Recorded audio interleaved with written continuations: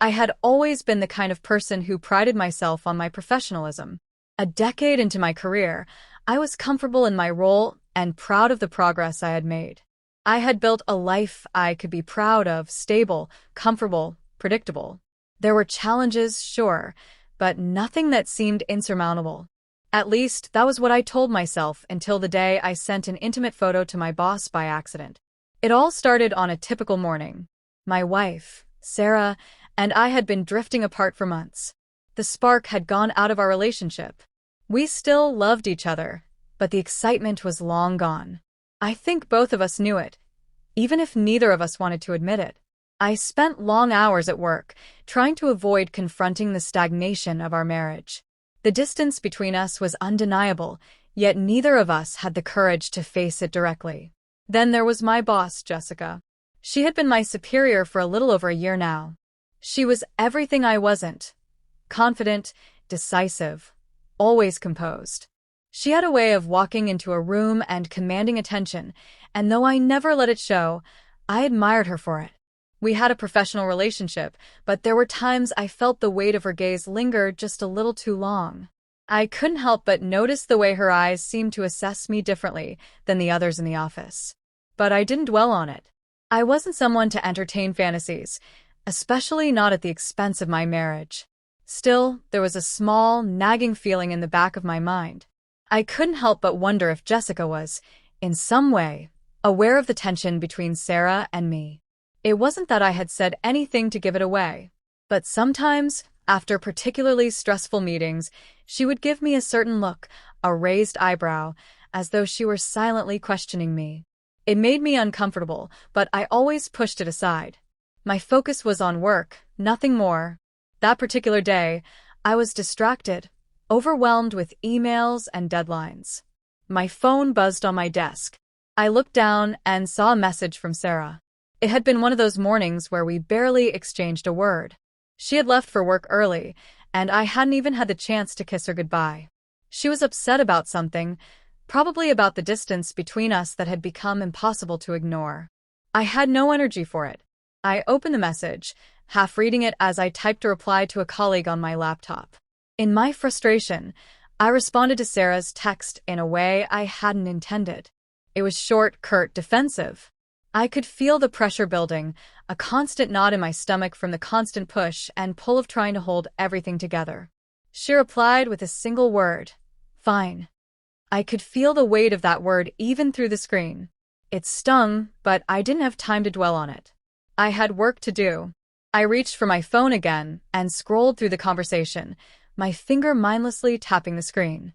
As I did, I came across a photo, one I had meant to send to Sarah. It was private, intimate. A photo meant for her eyes only, something we'd exchanged in our more personal moments. A reminder of better days, or at least what we both hoped were better days. My finger hovered over the screen, and without thinking, I clicked on the wrong name. My thumb landed on Jessica's contact. In an instant, the photo was sent. I froze, my heart dropping into my stomach. I stared at the screen, unable to comprehend what had just happened. The phone screen seemed to blur, as if the weight of the moment was distorting my reality. I hadn't even processed the error before I saw that the message had been delivered. My boss had just received the most intimate photo I had ever sent. A photo meant for Sarah, someone who knew every inch of me. Now, it was in Jessica's hands. I immediately tried to delete it, but there was no way to take it back. Panic surged through me. My mind raced through a dozen possible scenarios. How would Jessica react? Was this a career-ending mistake? I had heard stories about people making similar blunders, but this felt so much worse. I couldn't focus on anything else. The weight of the situation pressed down on me, and my hands shook as I typed out an apology, anything to try to fix it. But before I could hit send, another message from Jessica appeared on the screen. "Got your message. Not sure if this was intentional, but let's talk when you have a minute." My stomach twisted into knots. What did that mean? Was she trying to be professional? Was she laughing it off? I couldn't read her tone through a text, and it terrified me even more. My mind kept replaying the moment I hit send, as though there was some way I could undo it. But the reality was I couldn't. I had just sent something deeply personal to my boss. There was no going back. I debated how to respond. Should I explain the mistake and apologize, or should I pretend like nothing happened and hope it would all blow over? Part of me wanted to tell her everything, how my marriage was on the rocks, how I had been feeling emotionally distant from Sarah for so long. But there was no way I could put myself in that vulnerable position with her. I couldn't risk losing my job, and I certainly didn't want to put her in an uncomfortable position. I took a deep breath and typed out a simple message. "I'm so sorry, Jessica. That was a mistake. Please disregard it." I hit send, but my finger hovered over the phone, waiting for her reply. The next few minutes felt like an eternity. My chest tightened, my thoughts scattered in every direction. Was she angry? Was she going to report me? Or worse, was she going to use it as leverage in some twisted game of power? My mind swirled with the endless possibilities. And then came her response. "Don't worry about it. We all make mistakes. Let's talk when you're free." I stared at the message, trying to process what it meant. She was being surprisingly calm about it. Too calm. I wasn't sure whether to feel relieved or even more uneasy. There was something about her response that seemed off. Too professional. She didn't sound like the kind of person who would just brush something like that under the rug. But I had no choice but to move forward. Work was work, after all. My boss was right. I had made a mistake, a huge one, but I couldn't dwell on it. I had to keep my head down and focus on my responsibilities. I would have to deal with whatever consequences came my way. Still, as the day wore on, the knot in my stomach didn't loosen. It only tightened, and with it, the uncertainty of what Jessica's next move would be. I spent the next few hours trying to focus on my work, but I couldn't shake the feeling that the mistake I'd made was hanging over me like a dark cloud. Every email I sent, every conversation I had felt wrong. My mind was preoccupied with the thought of Jessica seeing that photo. The more I thought about it, the more the weight of the situation became unbearable. What if she decided to take it further? What if this mistake ruined my career? I checked my phone again, hoping for some sign of what she might do. There was nothing new, no new messages from her, no response to the apology I'd sent. I began to second-guess myself, wondering if I had overreacted. Maybe it wasn't such a big deal to her after all. But deep down, I knew that wasn't the case. I had sent her something incredibly personal, something that should have only been shared between me and Sarah. I wasn't sure how to fix it, or even if it could be fixed. A few hours later, Jessica's message finally came through. My phone buzzed, and my heart raced as I saw her name pop up on the screen. It was a simple message, but the weight of it hit me harder than anything else. "Can you come by my office in an hour? We need to talk." The words hung in the air like a slow-burning fuse. I had been expecting some sort of confrontation, but the calmness of her message only made me more anxious. Was she giving me time to prepare? Or was she giving me a chance to explain myself before she decided what to do with the situation? Either way, the moment I had been dreading was coming, and there was no avoiding it. I stared at the screen for a moment longer, unsure of how to respond. I had already apologized, but clearly, that wasn't enough. She wanted to talk in person. What was left to discuss? I felt like I was walking into an interrogation room, with no idea what questions she would ask or what direction this conversation would take.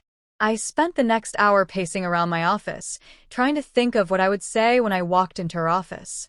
Should I come clean about everything? Should I explain the problems in my marriage, the stress I had been feeling? I knew that wouldn't be appropriate. This was a professional setting, not a therapy session. But I also knew that there was no easy way out of this. I had made a huge mistake, and now I had to face the consequences. As the hour ticked by, I couldn't shake the feeling that the entire situation was somehow spiraling out of control. I thought about the photo again, how intimate and personal it had been. It wasn't just a mistake, it was a betrayal of trust. And that trust wasn't just between me and my wife. It was between me and Jessica, too. I had crossed a line, and I wasn't sure if there was any coming back from it. When the time finally came, I walked to her office with slow, heavy steps. My heart was pounding in my chest. I had no idea what she would say or how she would act, but I knew that I had no choice but to go in. The door to her office was ajar, and I hesitated for a moment before knocking. Her voice came from inside, sharp and commanding, as usual. "Come in." I stepped into her office, trying to keep my composure. Jessica was sitting behind her desk, looking as collected and professional as ever. She didn't look angry, but she didn't look pleased either.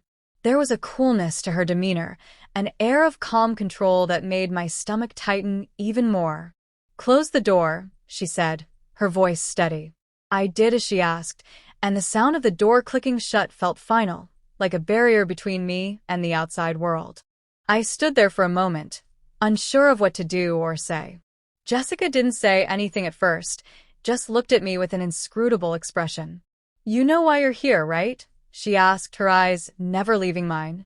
I nodded, swallowing hard. "Yes, Jessica. I made a mistake. It was an accident. I never meant to send that to you. It was meant for my wife." She nodded slowly, still not saying anything. The silence in the room stretched on, making my nerves feel even more raw. I didn't know what she was thinking, but I could feel the tension in the air. She was waiting for me to say more, but I had no idea what to say. Apologizing again felt pointless. I had already done that. Finally, she spoke again, breaking the silence. "I know it was an accident," she said, her voice calm but firm. "But I need to know why you thought it was okay to send something like that to me, even by mistake." Her question hit me harder than I expected. I had known this conversation would be uncomfortable, but hearing her ask it like that made me realize just how much I had messed up. I opened my mouth to speak, but found that I didn't have the words. My mind was spinning, trying to figure out how to explain what had happened. I wanted to tell her that it wasn't about her, that I wasn't trying to cross any boundaries. But something told me that explaining that wouldn't make it any better. It wasn't intentional. I finally said, my voice barely above a whisper. "I've been going through a rough time with my marriage, and I guess I wasn't thinking clearly. It was meant for her. I shouldn't have been so careless." Jessica didn't interrupt me as I spoke. She just watched me with that same unreadable expression, her gaze never wavering. I couldn't tell if she was judging me, pitying me, or something else entirely. The silence between us was suffocating, and I found myself desperately searching for a way to make things right. "You've been under a lot of stress, I get that," she said finally, her voice softening slightly. "But that doesn't excuse sending something so personal. It's inappropriate." I nodded, feeling the weight of her words. I knew she was right, and I hated myself for having let the situation get this far. I had put us both in a position where the lines between professionalism and personal boundaries had blurred, and it wasn't something I could easily undo. "But I'm not going to fire you," she continued, surprising me. "I think you're a good employee, and I know people make mistakes. I just need you to understand that what you did, it crosses a line." I was stunned into silence. My heart pounded in my chest, and for a moment, I couldn't speak. Jessica was giving me a second chance, but I wasn't sure why. Maybe she saw potential in me, or maybe she just didn't want to make an example out of me. But whatever her reasoning, I felt a strange mixture of relief and guilt. "Thank you," I managed to say, though the words felt hollow. "I understand. It won't happen again." Jessica gave me a small nod, her gaze softening just slightly. "I hope not. Now get back to work. And remember, if you ever need to talk about anything at all, my door is always open." I stood there for a moment, unsure of how to react. I had expected a confrontation, a reprimand, maybe even a demotion. But what I had gotten instead was a promotion, in a way I didn't understand yet. As I left her office, I couldn't shake the feeling that I had just walked away from something that could have been far worse. But even as I breathed a sigh of relief, a part of me couldn't help but wonder, what did Jessica really think of me now? Over the next few days, I couldn't shake the feeling that something had changed, not just between Jessica and me, but within myself as well. I had expected a reprimand, or, at the very least, some awkwardness between us. Instead, she had brushed it off with surprising professionalism. She had given me a second chance, but I couldn't help but wonder if there was more to it than I realized.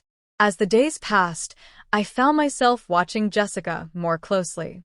Every interaction we had seemed laden with an unspoken tension, though it wasn't overt. There was a subtle shift in the way she looked at me. Sometimes, I caught her watching me for just a little too long, her eyes lingering in a way that made me feel both uncomfortable and oddly flattered. I couldn't explain it, but something felt different. Maybe it was just my guilt making me paranoid, but I couldn't shake the nagging feeling that I was under her scrutiny. At work, everything seemed normal on the surface. I was still managing my projects, still meeting deadlines, still functioning as part of the team. But beneath it all, the awkwardness lingered, especially when I had to work closely with Jessica. She was still the same professional, competent leader I had always known, but I noticed that when we spoke, there was a certain edge to our conversations. She would ask questions that felt oddly probing, her tone just a bit too sharp. I couldn't figure out if I was imagining things or if she was genuinely testing me, gauging my reactions. Then there were the moments when we were alone, when I thought no one else was watching. Jessica would casually drop a comment, something offhand that made me wonder if she was hinting at something. I remember one afternoon when we were both at the coffee machine. She had leaned in just a little closer than was necessary, and as I reached for my cup, she said with a smile, "You seem like you're doing better. Is everything okay at home?" It was a harmless question on the surface, but the way she asked it made my skin prickle. Was she prying? Or was she just being considerate? Either way, I couldn't get a read on her anymore. It was around this time that I started noticing the changes in my own behavior. I had been so preoccupied with the fallout from the photo that I hadn't taken much time to reflect on how it had affected me personally. I had expected to be embarrassed, ashamed, maybe even terrified of facing Jessica again. But instead, I found myself oddly drawn to her. It was ridiculous, I knew that. She was my boss, and I had already crossed a line. Yet every time she smiled at me, every time she made one of those little comments that hinted at something deeper, I found myself wondering if she was testing the waters. I couldn't help but think back to the day of the photo incident. The way she had reacted, calm, composed, understanding, wasn't what I had expected. Most people would have made a bigger deal of it. They would have confronted me aggressively, maybe even used it against me. But Jessica didn't do that. Instead, she acted as though it were a minor mistake, something that could easily be overlooked. There was no reprimand, no lecture, just an offhand comment about crossing boundaries. And then, she had told me that her door was always open if I needed to talk. The more I thought about it, the more confusing everything became. Jessica had been professional, yes, but there was something else in her demeanor that made me question her intentions. It was almost as though she was offering me a chance to start fresh, but with a subtle undertone that made me feel as though there was something more going on beneath the surface. A week later, I found myself alone in the office again, staying late to finish up a project. The office was nearly empty, with only a few people still at their desks, typing away quietly. I was wrapping up an email when I heard the click of heels on the floor behind me. I turned around and there she was, Jessica, standing at the entrance of my office, looking as composed and confident as ever. "Late night?" she asked, a small smile playing on her lips. "Yeah, just trying to finish some things up," I replied, trying to sound casual. She stepped into the office, her presence filling the space. I felt the familiar sense of nervousness settle in my chest. For a moment, we both stood there in silence, the tension palpable. I was waiting for her to say something, anything, but she just stood there, looking at me. I could feel her eyes on me, and it made me uneasy, but I didn't know how to break the silence. Finally, she spoke again, her voice softer this time. "You've been quiet lately. Everything okay?" Her question caught me off guard. I had been quiet, but it wasn't because of anything specific. It was just the weight of everything that had happened. The photo, the awkwardness between us, it was all starting to get to me. But I didn't want to admit that to her. Not after everything that had already happened. "Yeah, just a lot on my plate," I said, offering a half smile. "Nothing I can't handle." She nodded, but her eyes seemed to linger on me a little longer than usual. There was an intensity to her gaze that I couldn't ignore. It was as though she was searching for something, something she wasn't going to find by simply asking questions. You know, she said, taking a step closer to my desk, I don't bite. If you need to talk, I'm here. Her words sent a jolt through me. She was offering me an out, a chance to confide in her. But I knew I couldn't do that. It was dangerous, unprofessional. Even though a part of me wanted to confide in her, tell her how overwhelmed I was by everything, another part of me knew that crossing that line would be a mistake. Thanks, I said, forcing a smile. I'll keep that in mind. For a moment, she just looked at me, her expression unreadable. Then, without another word, she turned and left the room, her heels clicking sharply against the floor as she walked away. I sat there, staring at the door, feeling the weight of the moment. It was as though she had just given me a glimpse into something more, something that I wasn't sure I was ready to explore. The next few days were a blur of mixed emotions. I couldn't stop thinking about Jessica, about the way she had looked at me, the things she had said. I tried to bury my feelings, to keep everything professional, but I found myself distracted every time she walked into a room. I couldn't help but wonder if she felt the same way or if it was just my guilt and paranoia clouding my judgment. Then it happened. It was a simple, offhand comment, but it was enough to send everything spiraling. We were in a meeting discussing some upcoming project. I was sitting at the table, listening intently, when Jessica glanced at me and smiled. It was a small smile, but there was something in it, a knowing look, that made my heart race. After the meeting, she pulled me aside. We should grab lunch sometime. I think it would be good to talk. My pulse quickened. I wasn't sure what she meant by that. Was this just a casual invitation? Or was she hinting at something more? Either way, I knew that I couldn't refuse. Not without seeming rude or, worse, uninterested. Sure, I said, trying to sound casual. That sounds good. The rest of the day passed in a haze, and all I could think about was the lunch invitation. What did she want to talk about? Why was she suddenly showing interest in me outside of work? The lines between professionalism and something more were starting to blur. The lunch date was set for the following Friday, and as the day drew closer, my anxiety grew.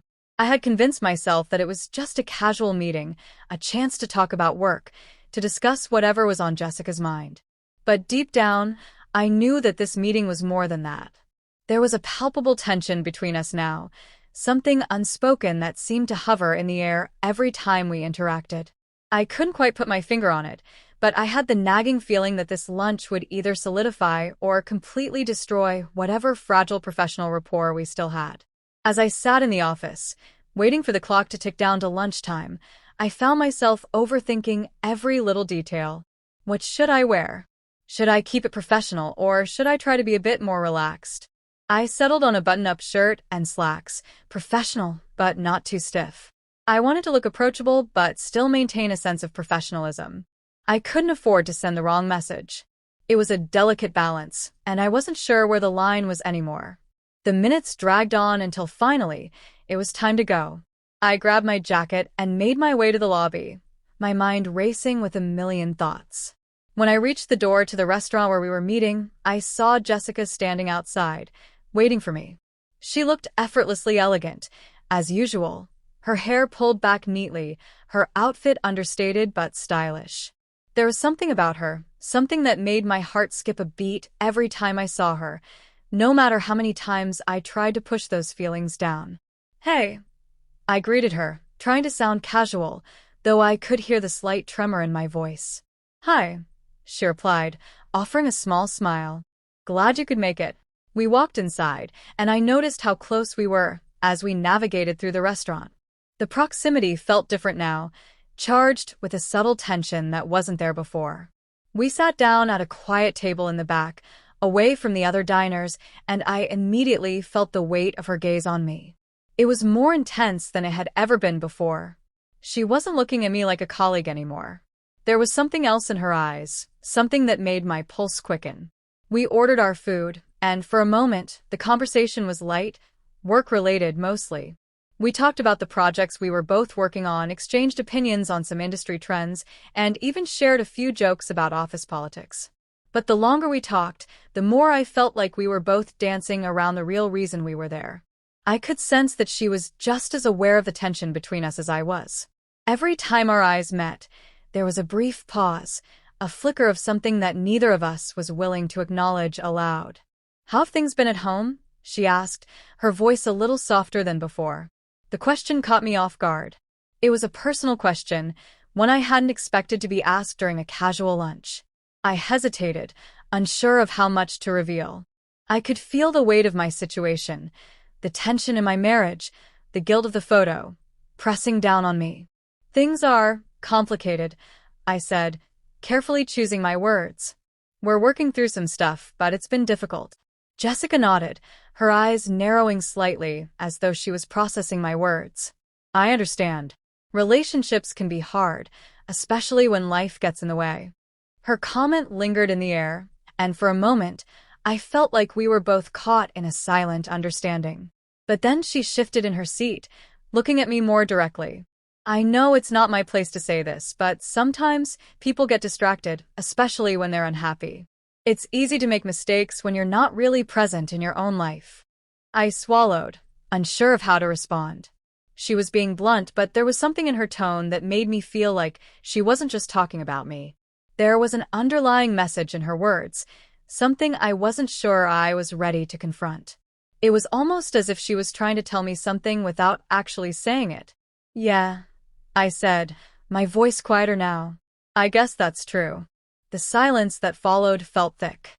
Jessica didn't seem uncomfortable, though. In fact, she seemed to be watching me closely, like she was waiting for me to say something more. I could feel her studying me, evaluating me, but I couldn't figure out what she was looking for. She broke the silence, her voice softer now. "You know, sometimes it helps to talk things through with someone, even if it's not easy. It doesn't have to be about fixing things, but just understanding where you are." The way she said it so gently made it sound like she wasn't just talking about my marriage anymore. She was talking about something else entirely about me, about my life, my emotions. It was as if she was offering herself as a sounding board, as someone I could confide in. And for some reason, that offer felt genuine but also dangerous. I wasn't sure if I was ready to cross that line with her. I had already made one mistake, sending the photo, and I knew that I couldn't afford to make another. But as I sat there, listening to her speak, I couldn't ignore the pull I felt toward her. It wasn't just the fact that she was my boss, or that I had a complicated marriage. It was the way she made me feel, important, seen, understood. That feeling was intoxicating, and I knew that if I wasn't careful, I could easily lose myself in it. "I appreciate that," I said after a long pause. "It's just complicated, you know? I'm not sure where to go from here." She leaned forward slightly, her eyes locking with mine. "I think sometimes you have to stop worrying about the where and just focus on the now. The rest will fall into place eventually." Her words hit me harder than I expected. She wasn't just talking about relationships anymore. She was speaking to me, offering me advice, offering me something I couldn't quite place. It felt like an invitation, but for what? To confide in her? To share my personal struggles? Or something else entirely? I wasn't sure. But what I did know was that the line between professional and personal was becoming increasingly blurry. We finished our meal, but the conversation never really stopped. Even after we left the restaurant and walked back to our offices, I could feel the weight of what had just transpired. Something had shifted between us. I wasn't sure if it was because of the conversation we had, or if it had been building for some time, but it was undeniable now. Whatever boundaries had existed between us had been tested, and I wasn't sure if they could ever go back to what they were before. As we said our goodbyes in the lobby, Jessica gave me another smile. This time, it was softer, warmer, more knowing.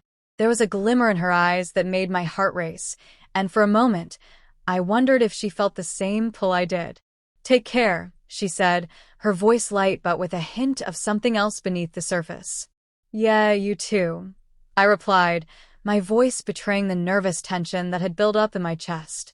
As I walked away, I couldn't shake the feeling that things between us had changed permanently. Whether that change would lead to something more, I couldn't say. But one thing was certain, I was no longer sure where the lines between professional and personal stood. And as I replayed our conversation in my mind, I couldn't help but wonder what would happen next.